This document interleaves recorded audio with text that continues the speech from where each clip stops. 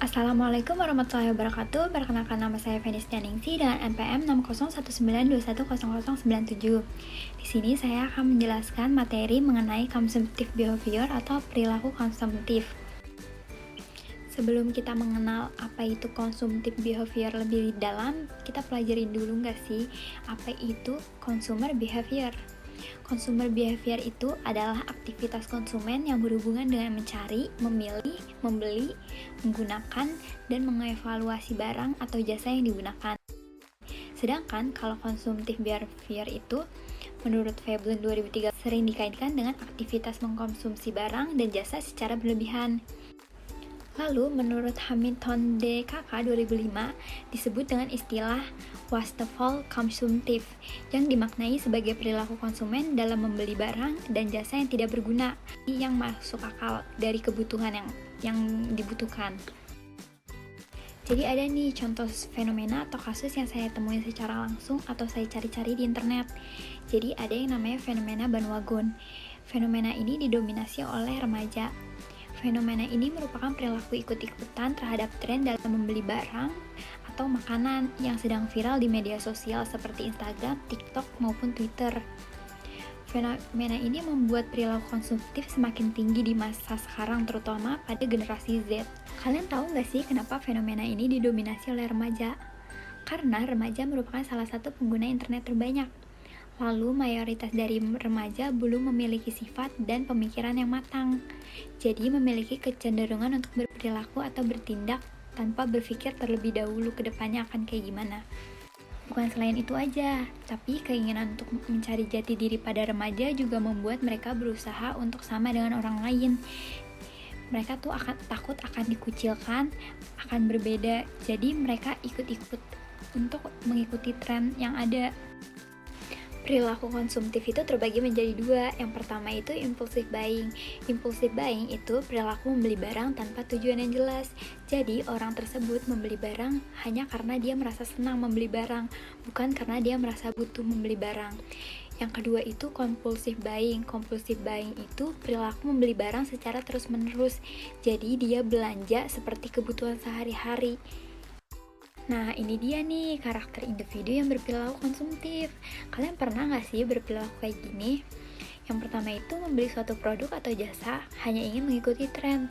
Ini sama banget kayak fenomena yang tadi saya jelasin. Yang kedua itu membeli produk atau jasa tanpa asas dasar kebutuhan. Membeli produk atau jasa hanya karena menarik. Jadi kayak misalkan ada produk yang kemasannya menarik atau lucu, jadi dia beli. Kemudian membeli produk atau jasa hanya karena sedang promo atau diskon. Membeli produk atau jasa karena ingin menaikkan status sosial. Jadi orang tersebut tuh membeli produk yang mahal biar dia kelihatan kalau dia tuh orang berduit. Lalu membeli produk atau jasa sejenis secara berulang. Jadi kayak misalkan ada orang yang membeli produk, hari ini dia beli baju warna hitam modelnya gini, terus besoknya dia beli baju lagi warnanya sama, jenisnya juga sama, modelnya juga sama gitu. Yang terakhir itu membeli produk atau jasa karena adanya pengaruh pada iklan atau influence. Faktor-faktor perilaku konsumtif. Jadi faktor-faktor perilaku konsumtif itu dipengaruhi oleh beberapa aspek. Yang pertama itu faktor budaya. Faktor budaya itu terbagi lagi menjadi peran budaya, subbudaya, dan kelas sosial pembelian. Yang kedua itu faktor sosial. Faktor sosial ini terbagi lagi menjadi kelompok acuan, keluarga, peran, dan status. Yang ketiga itu faktor pribadi atau individu.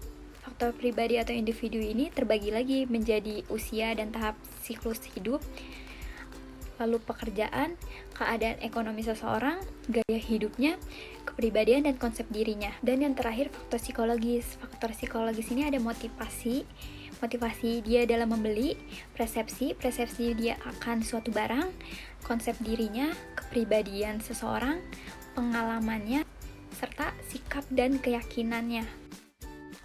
Nah, ini nih barang-barang yang sering dibeli remaja, khususnya remaja yang konsumtif. Yang pertama itu terkait sama hobi. Kebanyakan orang pasti punya hobi gak sih? Dan kebanyakan orang pasti menghabiskan uang demi kesukaannya atau hobi yang dia gemarinya. Nih, misalkan jika orang tersebut suka bermain game, mungkin dia akan menghabiskan banyak uang untuk membeli diamond. Lalu jika orang suka membaca, mungkin dia akan menghabiskan banyak uang untuk membeli buku-buku terbaru atau buku-buku terlama, tergantung dia sukanya. Lalu jika orang tersebut suka melukis, mungkin dia akan menghabiskan uangnya untuk membeli kanvas, untuk membeli macam-macam cat. Lalu terkait dengan idola, remaja sekarang kebanyakan pasti punya idola nggak sih? Entah itu dia suka Korea, Western, Indonesia, Thailand, dan negara-negara lainnya. Dan gak sedikit gitu orang yang akan menghamburkan uangnya untuk membeli merchandise dari idolanya gitu. Kayak misalkan mengoleksi photocard, light stick, album, dan tiket konser. Bahkan ada mungkin yang dia ikut konser dari negara ini ke negara itu saking dia cintanya sama idolanya. Skincare dan make up ini juga terkait sama body care, hair care, dan sejenisnya. Kayak gak sedikit gak sih remaja sekarang yang ngoleksi skincare sama make up. Contoh kasus yang saya temuin secara langsung itu kayak beberapa teman saya itu suka mengoleksi lipstick, eyeshadow, serta skincare. Jadi kayak teman saya punya skincare itu masih banyak, tetapi sudah kadaluarsa. Fashion ini berhubungan sama pakaian, sepatu, tas, dan sejenisnya. Pokoknya sesuatu yang dipakai. Jadi semakin berkembangnya fashion di Indonesia, orang-orang khususnya remaja semakin peduli tentang penampilannya. Dengan fenomena tersebut, membuat perilaku konsumtif remaja semakin meningkat. Di kalangan saya sendiri, beberapa remaja sering pergi ke mall hanya untuk membeli baju. Bahkan ada yang sangat konsumtif, bahkan bisa disebut impulsif karena dia bisa ke mall 2 hingga 4 kali dalam seminggu untuk membeli baju yang sejenis, hanya beda warna. Makanan dan minuman. Walaupun makanan dan minuman ini merupakan kebutuhan individu setiap harinya, tetapi seringkali remaja membeli makanan itu hanya karena viral atau hanya karena lapar mata gitu. Seperti contohnya, terdapat remaja seminggu secara berturut-turut menggunakan jasa pengantar makanan, padahal di rumah ibunya sudah memasak. Yang terakhir ini gadget atau elektronik. Walaupun tidak banyak remaja yang sering membeli gadget, tetapi berdasarkan penemuan saya, remaja akan merasa perlu berganti gadget atau handphone jika ada keluaran terbaru, dimana satu kelompok mempunyai handphone keluaran terbaru. Jadi kayak mereka punya handphone samaan gitu semuanya. Fenomena tersebut tuh saya temuin di TikTok. Kemudian terdapat juga yang sengaja merusak handphonenya karena dia merasa tuh dia bosan dengan handphone tersebut. Jadi dia merusak handphone tersebut agar dibelikan yang baru oleh orang tuanya. Dampak perilaku konsumtif pada remaja itu terdapat kecemburuan sosial.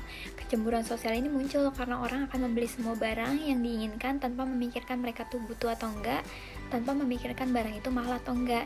Jadi, bagi orang yang tidak mampu, mereka tidak akan sanggup mengikuti gaya hidup orang tersebut. Kemudian menciptakan gaya hidup boros. Dengan membeli barang secara terus-menerus, membuat kita menjadi terbiasa dengan hal tersebut. Terkadang perilaku konsumtif dapat menyebabkan kecanduan. Karena perasaan senang dari membeli sehingga hal tersebut memicu tidak bisa menabung juga merupakan salah satu dampak orang berperilaku konsumtif. Kenapa orang yang berperilaku konsumtif tidak bisa menabung? Karena orang yang berperilaku konsumtif cenderung lebih banyak mengeluarkan uangnya untuk berbelanja daripada menyisihkan uangnya untuk menabung. Orang yang berperilaku konsumtif itu juga jadi tidak bisa mengontrol pengeluarannya. Karena dia kadang berpikir lebih baik dia menyesal membeli daripada dia menyesal karena dia tidak membeli. Merasa cemas. Mengapa orang yang berperilaku konsumtif merasa cemas? Menurut Suyasa dan Francisca 2005 menyatakan bahwa dampak negatif yang muncul dari perilaku konsumtif adalah dapat menyebabkan kecemasan. Karena hal tersebut dikarenakan individu selalu merasa bahwa ada tuntutan untuk membeli barang yang diinginkan, cenderung akan melakukan perilaku kriminal. Kenapa bisa sampai melakukan perilaku kriminal? Karena remaja yang terbiasa melakukan perilaku konsumtif itu akan terus merasa dia membutuh untuk membeli. Jadi ketika pada saat dia tidak bisa membeli, dia akan menghalalkan segala cara agar dia mendapat uang dan dia bisa berbelanja barang yang dia inginkan.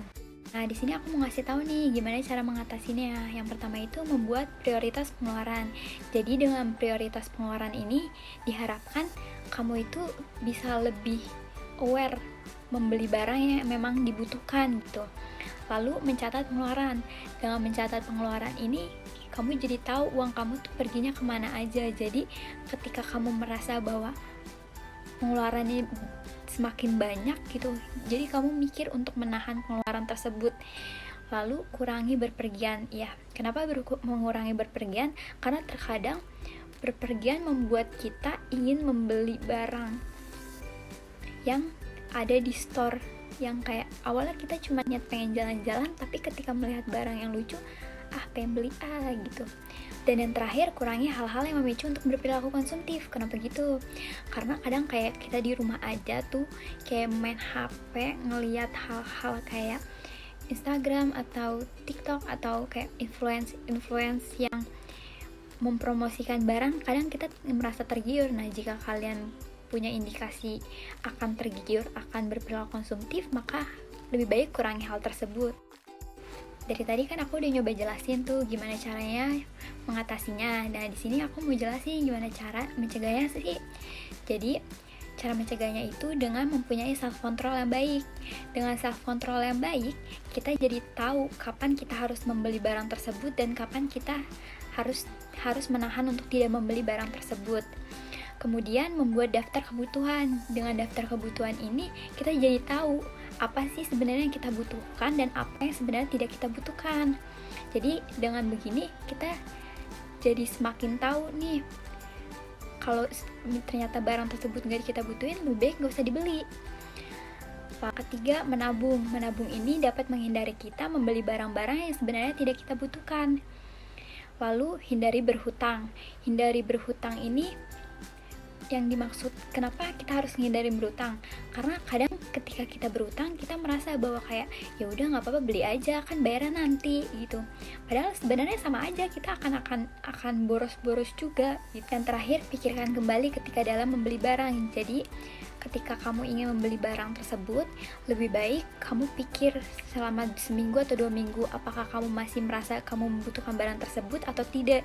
Jika kamu sudah merasa tidak membutuhkannya, lebih baik tidak usah dibeli.